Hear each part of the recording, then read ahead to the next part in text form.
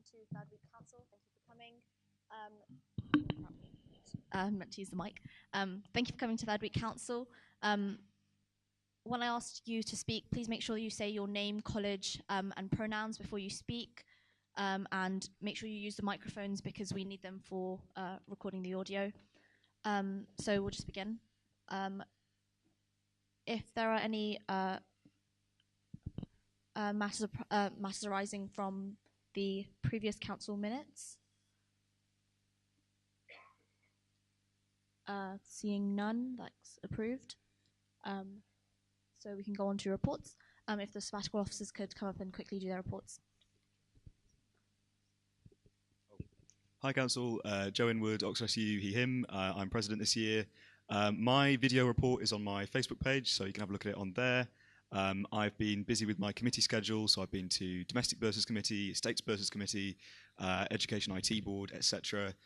Making really practical interventions for positive changes for students on a wide range of stuff, and I'm very happy to talk to anyone about those in more detail if you're interested. I've also been working with Hannah on a BME leadership event, which will be held in November, so look out for more details on that. If you want to get involved, get in touch with either me or Hannah. And I've also been working with JCR presidents and MCR presidents on supporting work going on in their common rooms. Hi guys, my name's Ellie, she, they. What I've been doing, I've been trying to find a way to support welfare reps while they're doing their job this year. I'm going to be working with some JCR presers, any MCR presers in the room as well. Please contact me, I'm really keen to work with you. Been busy with the trans report, going through committees much like Joe, presented it at Welfare Forum and had an overwhelmingly positive response. I've been meeting with a lot of university leadership to talk about mental health and taking a really joined up approach through the step change framework. And yeah, if you've got any more questions, please message me. Hi everyone, I promise I won't get the giggles this time. I got the giggles last time.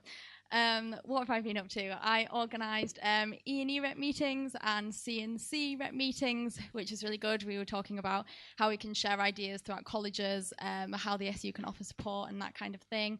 If you've not seen Veggie Pledges launch, which is really cute because we've had over 500 pledges already and it's only been 2 days. So if you've got a college that hasn't pledged yet, make sure you share it on your JCR boards because it's really nice and everyone likes a bit of intercollegiate competition. And what else? Oh, today we had the bike doctors. So that's going to be happening every other week. So secured funding for a term. And that's really, really good. It's really helpful. You get to have your bikes checked for free, which is, I went there today and there was loads of people that had brakes that didn't work and they're just cycling around Oxford with brakes that don't work. So go and have your bikes checked. Safety first. Okay, bye.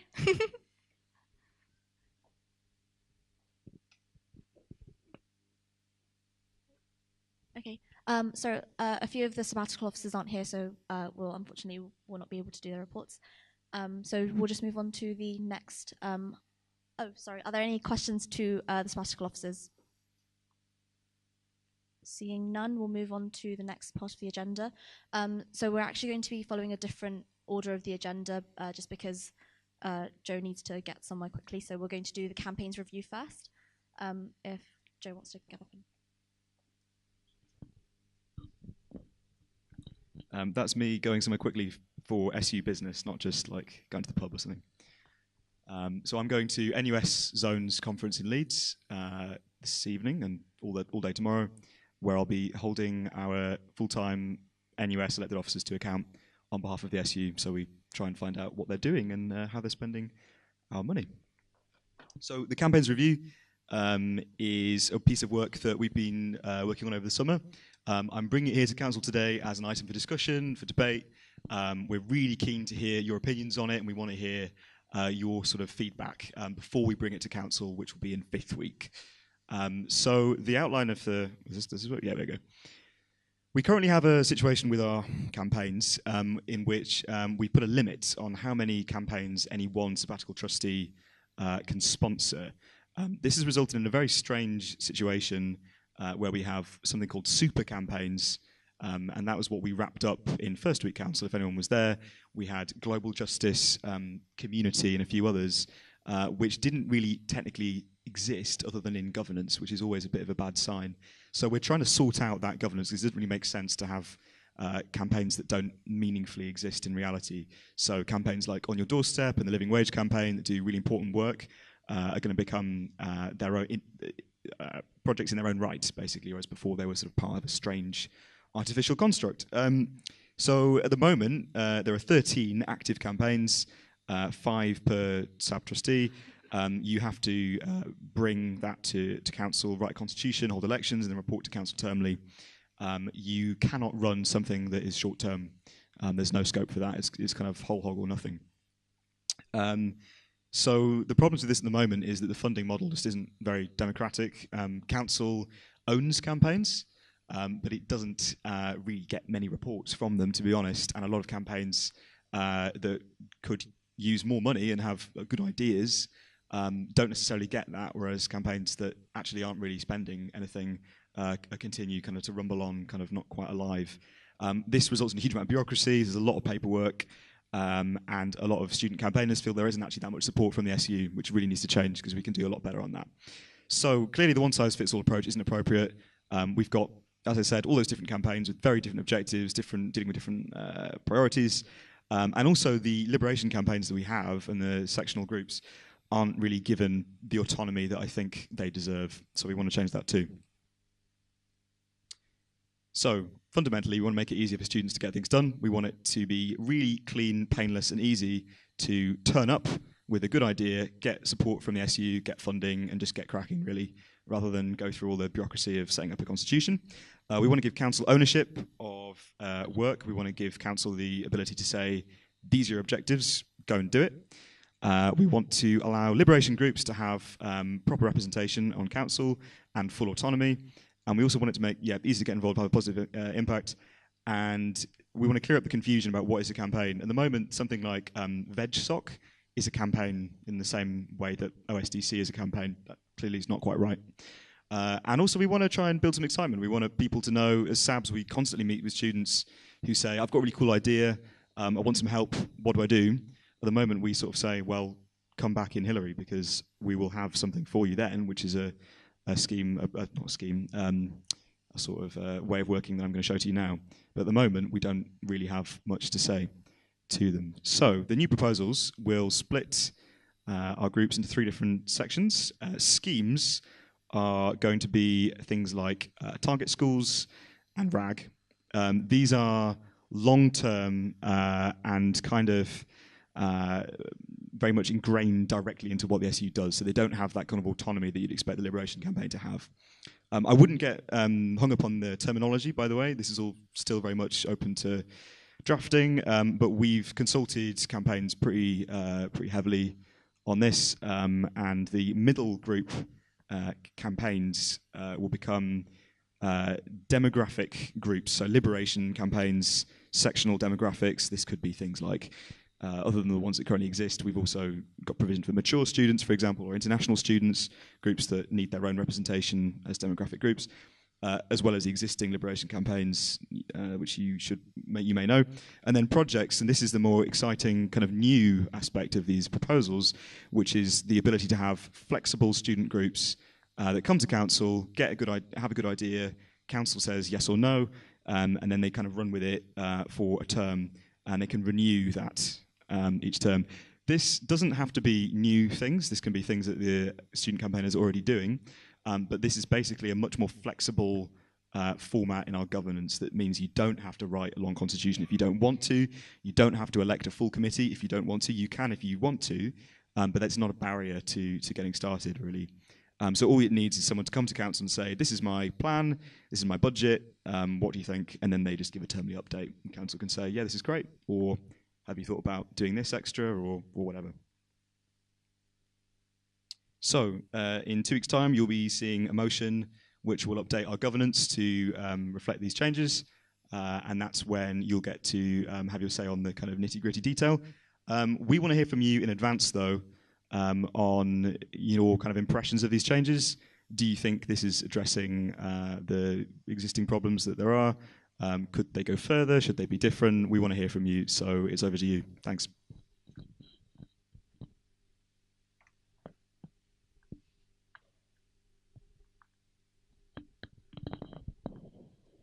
So does anybody have any questions or comments for Joe? Hello, it's Matthew Judson, Lady Margaret Hall, and he, him pronouns, please. I was just wondering, so on that screen you showed, it said that, can we get it up again? That's quite helpful.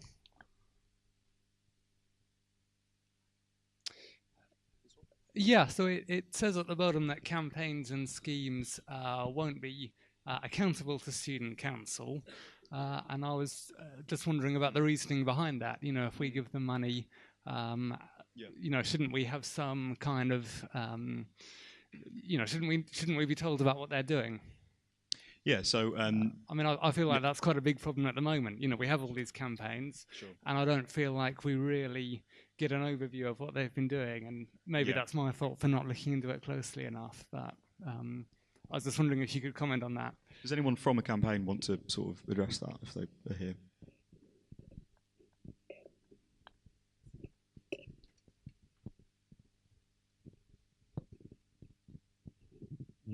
Hi, Evie Edwards-Cole. I'm from New College, but I'm also one of the executives for OSDC, and my pronouns are she, her. I'd say one of our biggest ways that we come back to council with what we're doing are our termly reports to council, which are all published with like the agendas and everything on the Oxford SU website. I know our campaign does that, so I think if you do want to see what we're doing, there are plenty of ways. Like, well, you can go onto the SU website and see what we've been doing each term.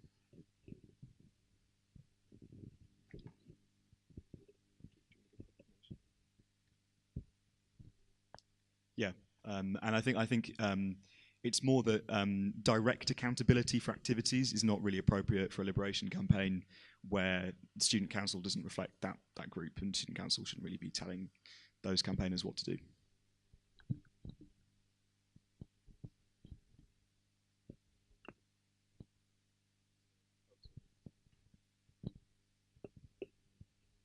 Can you just comment a bit more on how the funding will work between the different types of like categories? Josh is going to give a point of information. Sorry, the funding model is not in this presentation. The funding model would work on you get a baseline amount of money. The idea would be that projects would get slightly less, campaigns would get slightly more, but council would still have a pot that could top up that baseline amount.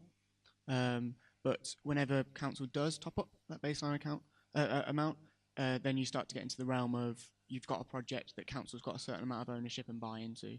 So it allows campaigns to up their budget, but with a kind of approval from Student Council, but also to keep its autonomy in that it's got its own budget that it can do whatever it likes with. Cool, thanks very much, guys. If you've got any further questions, then please do send them on to me by email or to Josh or to Rosanna or any of the SABs, really. And yeah, looking forward to hear from you, and we'll be speaking to you about this more in 5th week. Cheers.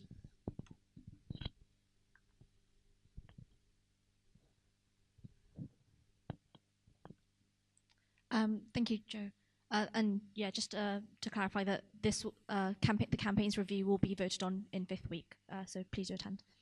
The next item of business, motions. So we have a motion calling on council to condemn the invitation of Alice Vidal to the Oxford Union. And just for the sake of transparency, I'd just like to say that I'm on the standing committee of the union. And yeah, but if the proposer of the motion could come up and speak on this.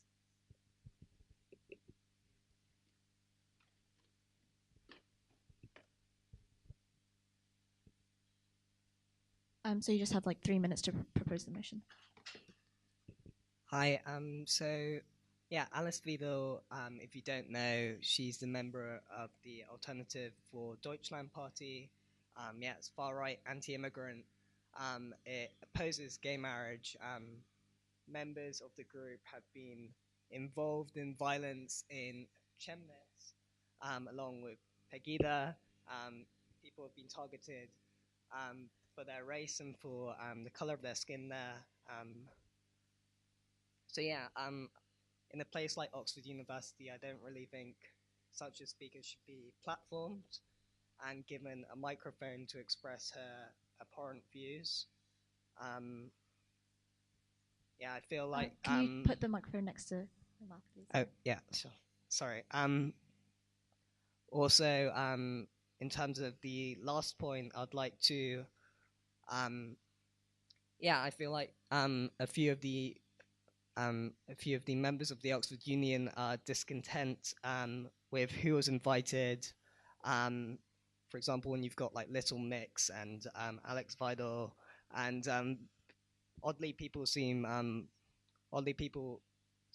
more angry with the Little Mix. But I'd say there has to be some sort of democratic decision-making process. So not just electing someone who then picks who speaks, but maybe asking members of the union who they'd like to see speak based on ethical considerations. So considering the impact on the students of the university instead of, just if they're a public figure or not. That's what I have to say. Okay, thank you. Are there any short factual questions to the proposer about this motion? Seeing none. Any opposition to the motion? Yep. Would you like to make a speech in opposition then?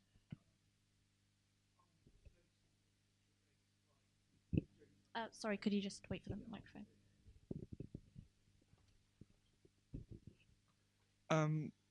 Name, college, pronouns, please.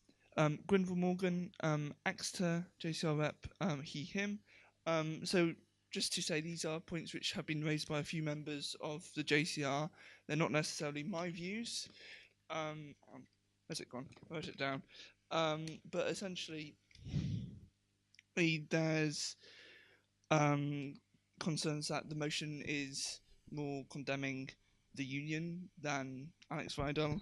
That there is also the fact that there's the view that Alex Vidal is a member of the Bundestag and so is democratically legitimized, and that there's this view that ignoring differing opinions, no matter how abhorrent they are, doesn't make them go away, and that we need to listen to them is one of the views.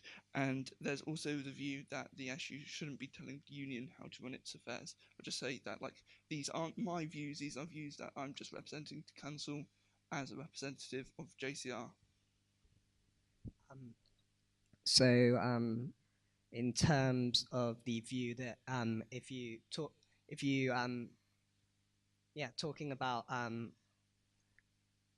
differing views is important. I feel like there's not too much we can find out about Alex Vidal, and I'm not sure there's much benefit in her coming. She's pretty clear cut, and we know what sort of person she is. I'd also feel like the issue of amplification is the issue of amplification is also important, since she wasn't very well known before in the UK, and now she's been given this huge platform. I'd argue as well that she spreads lies about the Great Replacement theory, which is a conspiracy theory about Muslims replacing white people in Germany, and I don't feel like we should be legitimizing the spread of fake news. I'm not sure about the point about the Oxford SU and the union, to be honest, but I feel like the SU has given its voice to political issues in the past, and it can do so again. Thank you. Anybody else would like to speak on this? Yeah.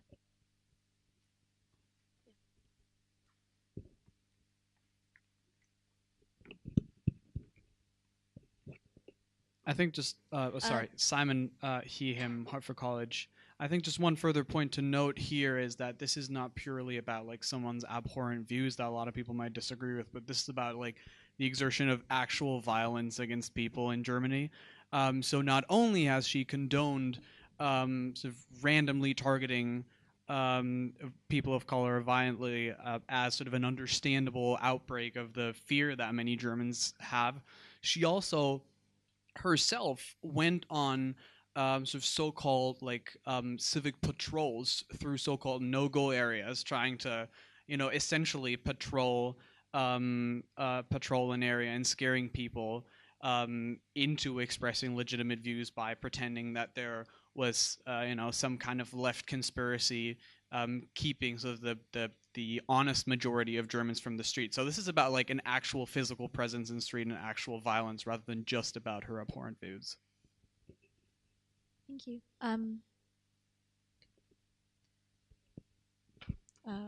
Rita?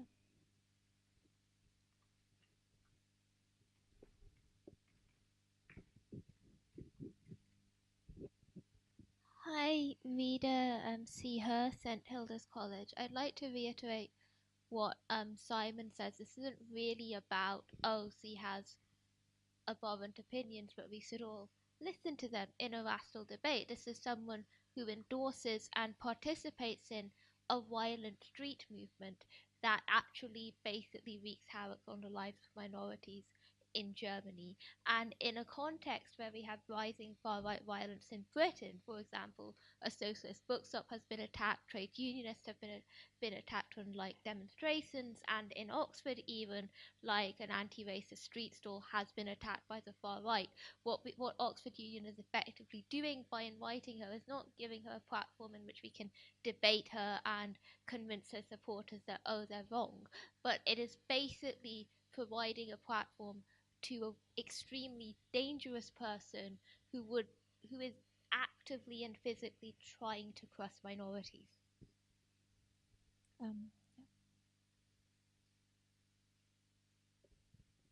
Okay. I just want to make clear firstly that introductions. Introductions. Oh, hello.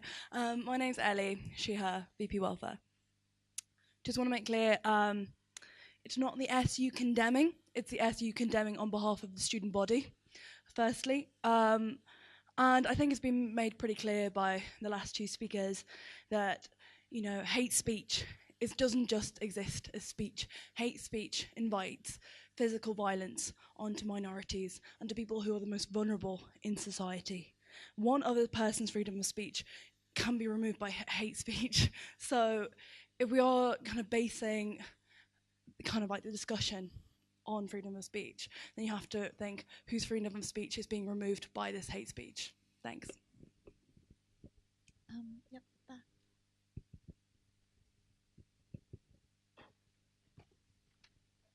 Right at the top.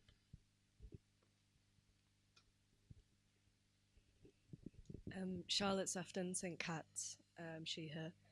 Just one of the points that was raised by our JCR Open meeting was the fact that although she is this controversial figure who, and I wouldn't disagree with anything that's been said so far, is that she is representing the official opposition party in Germany, which arguably is a very important aspect of EU politics. It's a large part of Germany, commands about 26% of the vote in certain areas. It's kind of the equivalent of having Jeremy Corbyn in, just the official opposition party. So I just wondered what you would respond to that. Would you? I find the Jeremy Corbyn analogy a bit odd, to be honest. In terms of having a major leader of the opposition, we're not doing that for every single country in the EU. So why have we picked Germany out? It's clearly because the Oxford Union wants to invite the attention of having such a divisive party leader. I think most Germans would agree she's not representative of the majority. Any other? Yep. Hi, Will Jackson, St. Peter's, he, him. I just quickly wanted to seek clarification on, in your first point, you mentioned that the AfD is a homophobic nationalist party, and I don't disagree with the homophobic part. it's also worth bearing in mind that she herself identifies as lesbian, and the current main party, CDU in Germany, is also very traditional and conservative with its beliefs towards gay marriage, civil partnerships, and the lot. So I was seeking clarification, is that obviously I don't disagree, and I think my JCR also agree with the sort of the nationalist rhetoric is clearly, and we've all said that before. I just seek clarification on how much the aspect of homophobia is playing into your decision here. Well, I'd say Alice Vidal's party condemns gay marriage, and she goes in with this whole traditional marriage trope. So I'll say that's even though she is a lesbian woman and she's dating a woman, I'd say her views when it comes to that are that there shouldn't be gay marriage, and that's inherently homophobic. Do we have any other speakers on this motion? Yep. Joe Inwood, Oxford SU, he, him. I'll just make a quick comment. I think this is a great example of free speech, and I think that Oxford SU Council doesn't always get the recognition it deserves as being a forum for students to voice their opinions on issues such as this. I think it's completely legitimate for SU Council to vote on a motion such as this brought by a student, for people to discuss and debate freely and openly and then come to a conclusion. So I'm glad that we do that. We did get in touch with the union and asked if anyone wanted to come and speak on this, and I don't think they have. And I think it's completely fair for the student body to stand up for certain principles and stand up against hate speech, and I think it's completely legitimate for them to do that. And I think, you know, when I ran for election in February, I stood with Oxford JSOC against the anti-Semitism of Yvonne Ridley, who was invited to the Oxford Union, and this is an Islamophobic speaker, and I think we should apply the same principles. Thanks.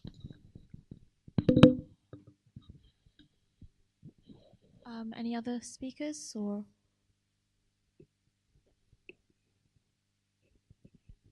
Hello. There we go. My name is Gwen Antel. I'm from St. John's MCR, one of, I think, maybe 3 postgraduates in the room. I use she, her pronouns. I mentioned the postgraduate aspect because we are a much more international group of students than the JCRs. Statistically, we're 70% international. And I had several German nationals write to me, as well as people of other nationalities, about this issue. And essentially, the overwhelming opinion was that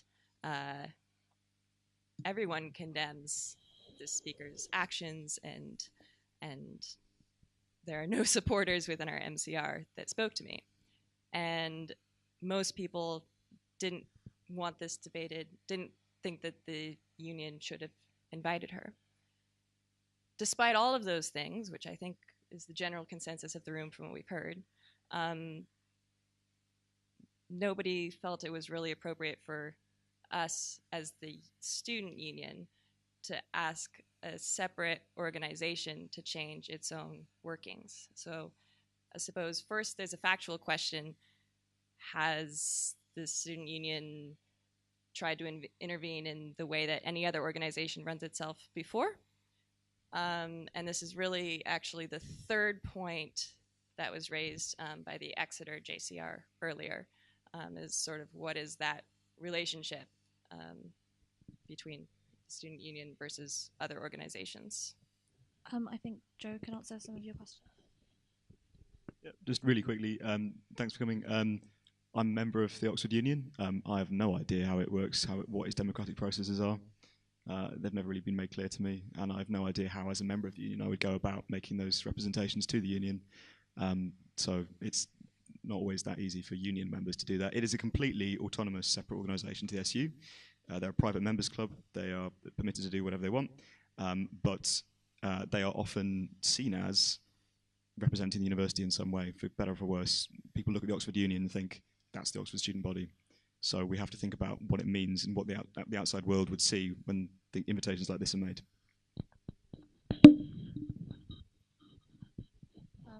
Any other speakers? Okay, no. So I think we can move to vote. All those, so we can. Okay, yeah. So we're using voter pads. Please vote 1 for 4 if you support the motion, 2 if you're against the motion, and 3 if you're abstaining.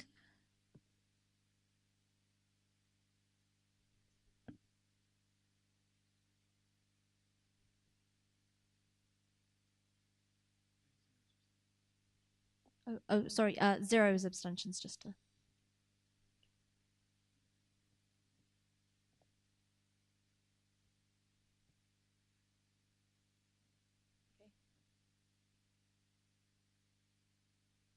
I think we can close voting. Has everyone voted?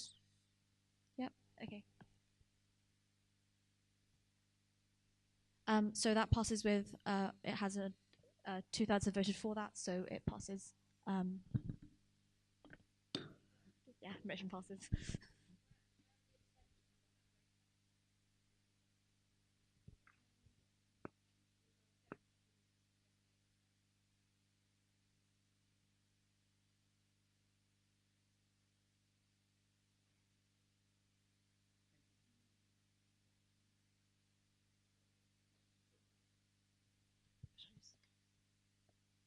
So there were 9 abstentions for anyone that wants to know. Yeah, it's in the bottom corner. Sorry if it's not very obvious. Okay. So I think, are there any other items of that anyone wants to bring up? Any other business? Okay, no, seeing none. That closes this meeting of Student Council. Thank you for attending.